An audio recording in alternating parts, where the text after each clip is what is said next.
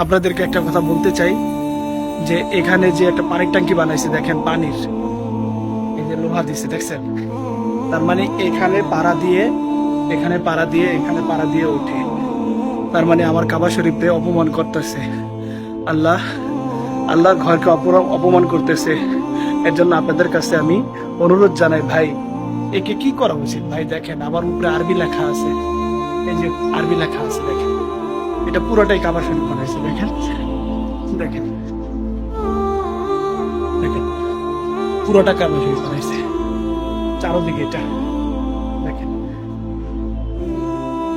মানুষ পাগল না হলে এটা করে না, একটা মানুষ পাগল না হলে এটা করে না। দেখছেন আমি যে আপনাদের কাছে ভিডিওগুলো দেই ভাই, যে আল্লাহর সাথে শিরক করা, আল্লাহর সাথে বেয়াদবি করা, রাসূলের সাথে বেয়াদবি করা, দেখেন আপনারা ভিডিওটা দেখেন ভাই।